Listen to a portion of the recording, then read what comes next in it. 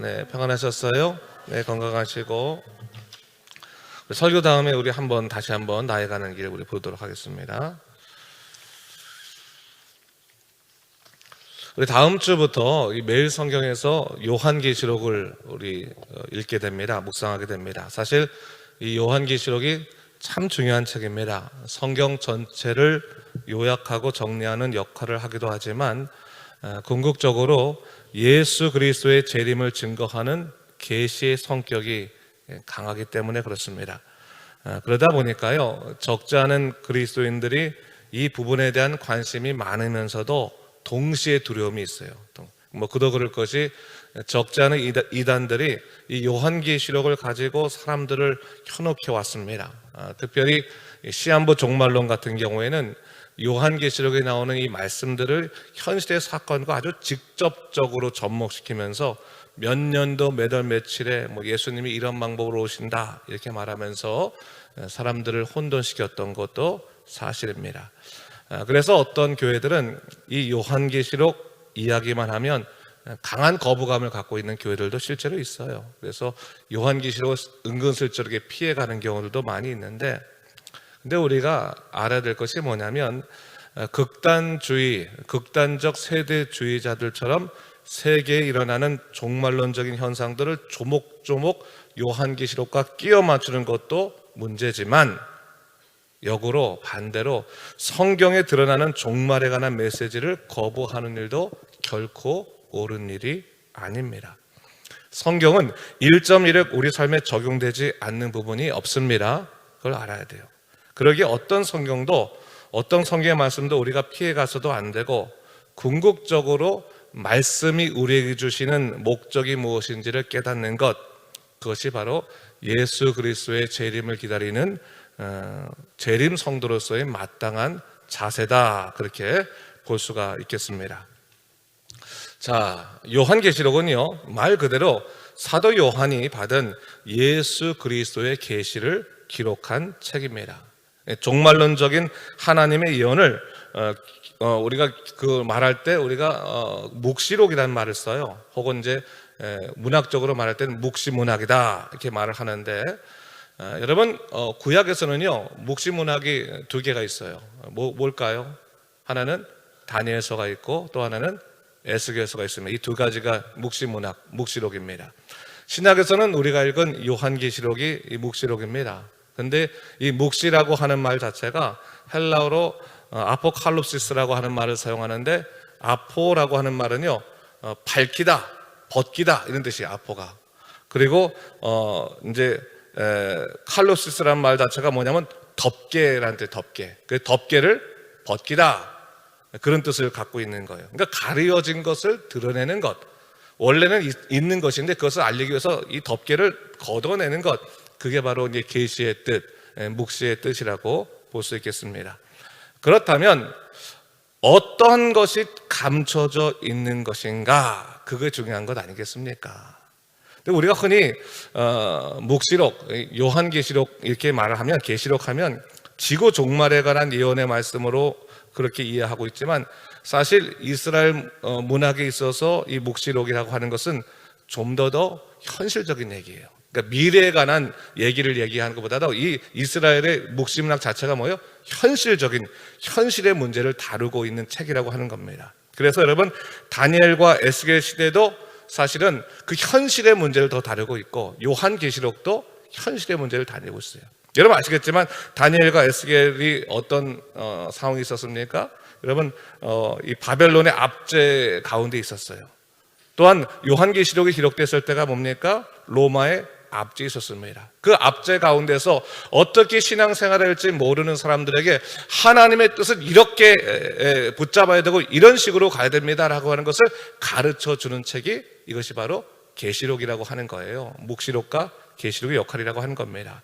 그래서 그 시대의 민족적인 암흑에 빠져 있을 때 희망을 가질래야 절대로 가질 수 없는 절망의 시대에 하나님의 희망, 소망을 주기 위해서 쓰여진 책이 이것이 계시록이다라고 하는 것을 얘기하는 거예요. 그래서 계시록을 읽으면 두려워해서는 안 되고 오히려 뭘 해야 되나요? 기뻐해야 되는 거예요. 그리고 두려움이 없어야 되는 거예요. 희망을 가져야 되는 겁니다. 이게 계시록의 목적이에요. 묵시록의 목적입니다. 근데 이 계시록만 읽고 나면 사람들이 막 벌벌벌 떨면서 어쩔 바 모르고 야 이게 뭐 저랬대더라 그러면서 두려워하는데 그건 계시록을 잘못 읽고 있는 겁니다. 그러니까 계시록에 있는 가장 중요한 방법은 계시록 가운데 있는 뭐요? 희망적인 메시지를 우리가 이걸 채택하는 것이다. 우리가 가지는 것이다 라고 하는 것을 잊지 말아야 합니다. 그런 의미에서요, 이 묵시 문학이라고 하는 것은 언제나 희망적인 승리를 약속하고 있는 겁니다. 그런데 이 많은 이단들이요, 이런 희망적인 약속은 싹 빼어놓은 채 마치 이 계시록에 나와 있는 이야기들을 힘겨운 영적 전쟁으로 몰고 가면서 기존의 그리스도인들, 신앙생활 잘하고 있는 그리스도인들 뒤흔드는 경우들이 많이 있는 거예요. 예컨대 여러분, 신천지가 가장 먼저 사용했던 방법 중에 하나가 뭡니까? 14만 4천 명 안에 그리스도인들이 들어와야 된다라고 해서 빨리 신천지에 들어와가지고 14만 4천 명의 빨리 이렇게 그 표를 받아야 된다. 그 표를 못 받고 나면 천국 가지 못한다. 구원받지 못한다. 그런 식으로 가르치지 않았습니까? 그런데 여러분, 저하고 성역 공부하신 분들은 알겠지만 14만 4천 명이 뭐죠? 구약의 12지파와 신약의 12제자와 그리고 영원한 시간을 상징하는 그것을 세 개로 곱하면 뭐요? 14만 4천이 나오는 거예요. 14만 4천. 이 14만 4천이라고 하는 말은, 이 숫자는 어떠한 그 특정한 숫자를 말하는 것이 아니라 예수님을 믿고 믿음 생활하는 모든 사람들이 받을 구원의 영광들을 드러내는 숫자라고 하는 거예요. 그래서 여러분, 14만 4천 명에는 우리 모두가 이미 다 포함되어 있는 겁니다. 예수를 구주로 믿고 십자가의 은총으로 살아간 믿음의 사람들에게 우리는 구원의 약속이 이미 주어져 있습니다. 그걸 우리가 잊지 말아야 되는 거예요. 근데 이거를 갖다가 숫자적으로만 생각해가지고 14만 4천 명 안에 들어가야 된다, 막 표를 나눠주기 시작하면 사람들이 정신이 없는 거죠. 그런 의미에서 여러분, 요한계시록은 두려움의 책이 아니라 희망적인 말씀의 책이다 라고 하는 것을 잊지 말아야 합니다. 한번 따라해 볼까요? 요한계시록은 위로의 책입니다. 요한계시록은 격려의 책입니다. 그런 의미에서 본다면 힘들고 어려울 때 요한계시록을 계속 읽으면 위로를 받아야 되는 거예요. 격려를 받아야 됩니다. 그런데 이게 왜 격려를 잘 못 받냐? 이게 요한계시록이 쓰여질 당시만 하더라도 로마의 지배 속에 있었기 때문에 이스라엘 사람들끼리 통하는 일종의 영적 코드의 상징의 언어를 썼단 말이죠.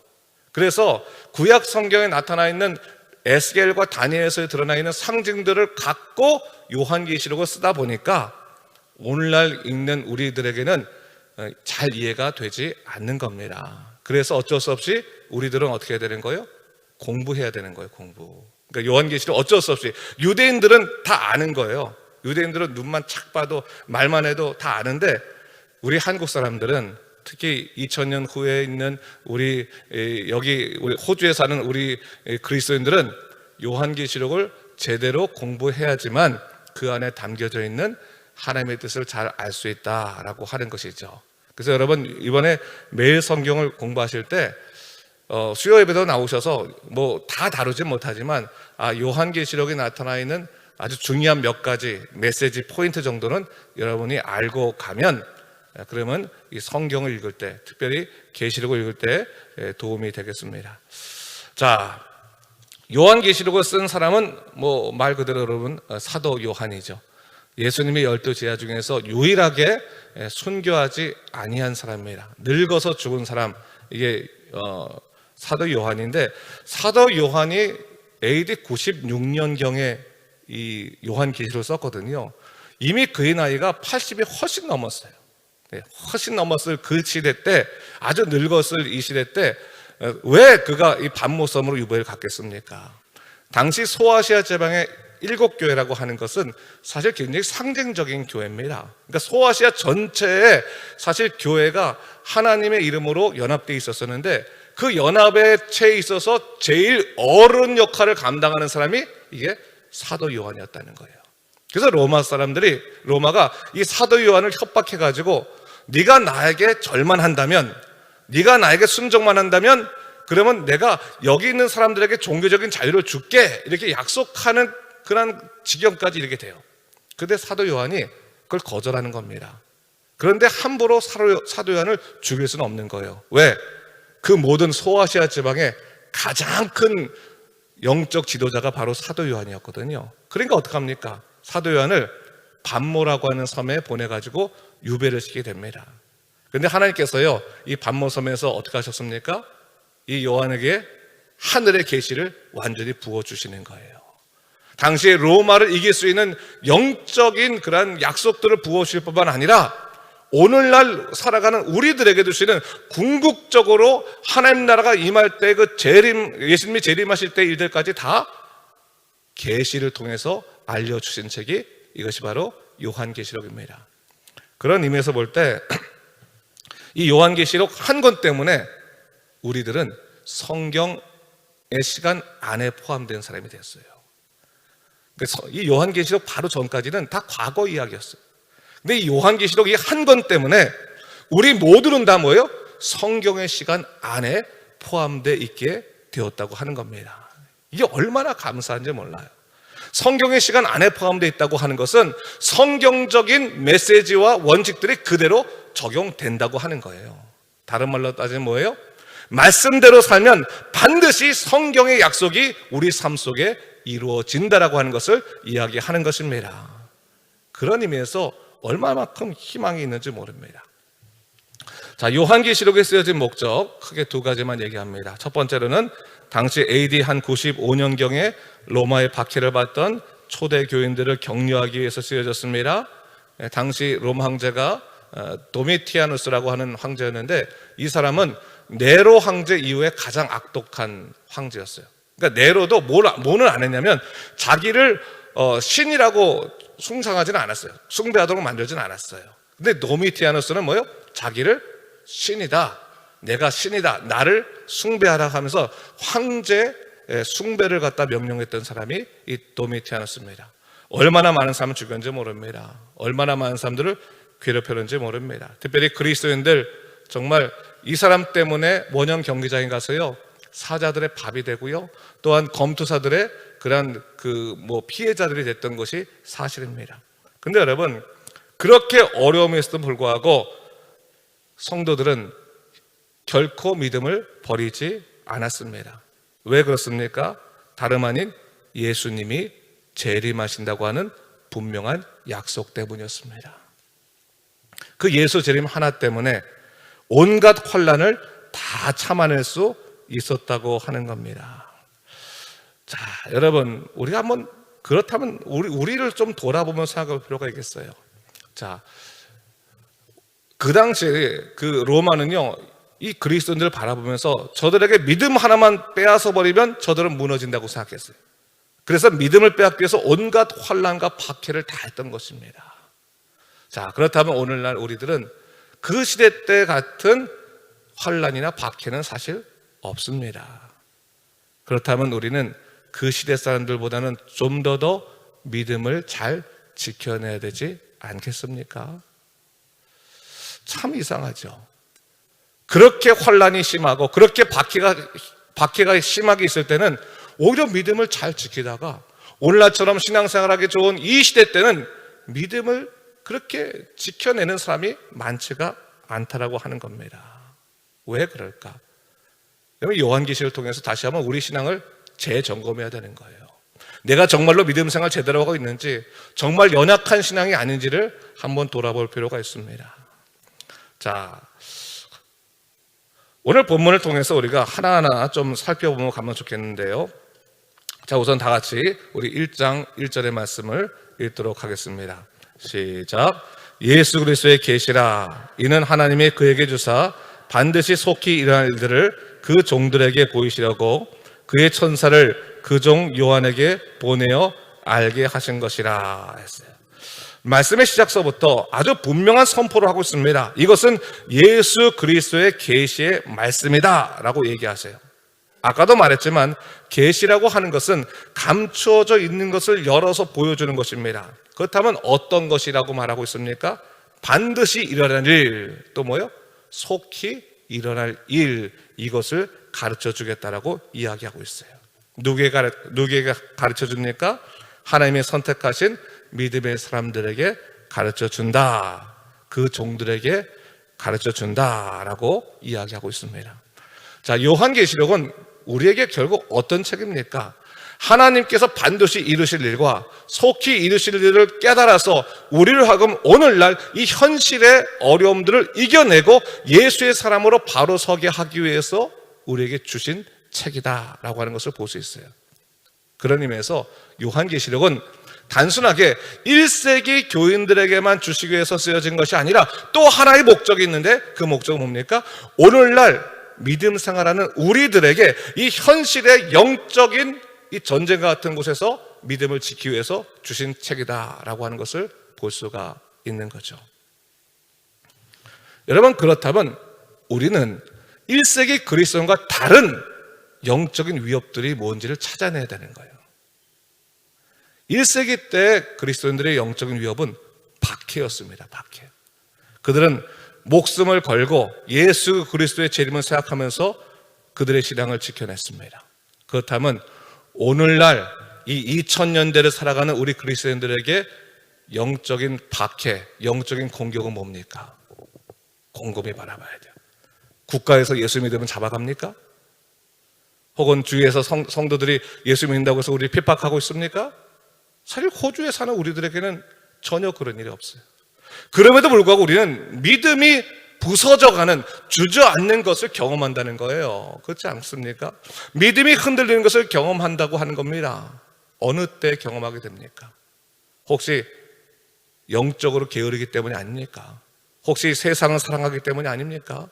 그렇다면 2000년 전에는 박해라는 것이 가장 우리 신앙을 위협하는 것이었다면 오늘날에는 세상을 사랑하고 세상을 따라가고자 하는, 어떻게 보면 갈라진 우리 심령이 문제라고 하는 겁니다. 저는 그런 의미에서요, 이 요한계시록을 통해서 우리가 분명히 알아야 될 것 중에 하나가 뭐냐면 예수님에게 집중하는 법을 우리가 다시 한번 배워야 되는 거예요. 1세기 그리스도인들의 믿음을 잃어버리지 않았다는 이유는 딱 하나예요. 서로 만날 때마다 마라나타 라고 말했단 말이죠. 주님께서 속히 오십니다 라고 말했다는 거죠. 오늘 우리가 믿음을 지키기 위해서는요, 예수님이 재림하셔서 우리를 심판하시고 우리를 천국의 백성으로 삼으신다고 하는 이 한 가지 사실을 놓치지 말아야 된다고 하는 겁니다. 생각이 분명해야 되는 거예요. 요즘 이 세상에요, 사람들이 심플 라이프란 말을 참 많이 써요. 삶을 너무 복잡하게 하지 말고 단순하게 하자 그러면서 막 물건들도 버리고 단순하게 자기 생활을 바꿔냅니다. 근데 예수 믿는 사람들에게 심플 라이프는 재산을 간단하게 만드는 것이 아니에요. 뭡니까? 생각을 간단하게 만드는 거예요. 예수님 우선주의, 예수님의 전부시라고 하는 아주 심플한 생각들을 우리 삶 가운데서 붙들고 살아가야 되는 거예요. 하나님께 영광이라고 하는 아주 심플한 그런 목적을 갖고 살아가야 되는 거예요. 오늘날 우리가 자꾸 믿음이 연약해진 이유가 뭡니까? 예수님도 사랑하는 것 같은데 세상도 사랑하거든요. 하늘나라도 가겠는데 세상에서도 성공해야겠거든요. 이 두 가지를 다 잘 감당하고 싶다 보니까 때로는 뭡니까? 예수님처럼 또 예수님이 원하시는 대로 따라가지 못하고 살지 못하는 일이 반드시 생길 수밖에 없다는 거예요. 근데 때로는 여러분, 두 마리 토끼를 한꺼번에 잡지 못할 상황도 있는 거예요. 우리가 심플해져야 돼요. 예수님의 사람이라면 저는 하나님의 영광을 위해서만 살겠습니다 라고 심플하게 살아가야 되는 거예요. 그래야지만 하나님이 주시는 복을 누릴 수가 있습니다. 하나님이 주시는 복은 복대로 누리고 세상이 주는 복도 누리려고 한다면 우리는 가랭이가 찢어지는 거예요. 하나님이 주시는 복만 누리신 여러분 되시기를 주님의 이름으로 축원합니다. 분명해져야 돼요. 그래서 요한복음 14장 6절 7절 말씀에 성경은 이렇게 말합니다. 예수께서 이르시되 내가 곧 길이요 진리요 생명이니 나로 말미암지 않고는 아버지께로 올 자가 없느니라. 너희가 나를 알았더라면 내 아버지도 알았으리로다.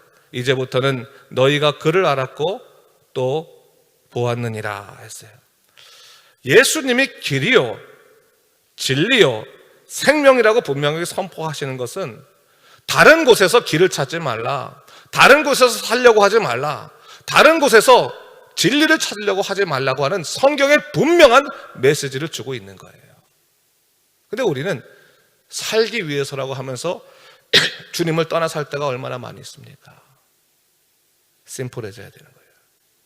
주님만이 길이시요, 주님만이 진리시요, 주님만이 생명이라는 것을 잊지 말아야 됩니다. 3절 말씀 우리 다 같이 읽도록 하겠습니다. 시작.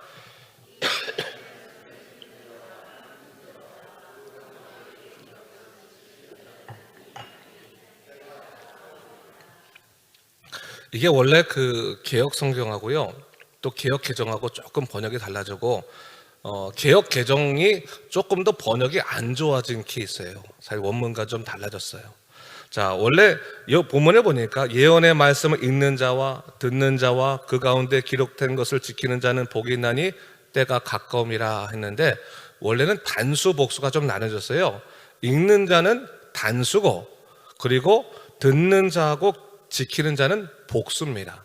그래서 좀 명확하게 읽으면 뭐냐면, 예언의 말씀을 읽는 자와 듣는 자들과 그 가운데 기록된 것을 지키는 자들은 복이 있나니 때가 가까움이라, 이런 뜻이에요.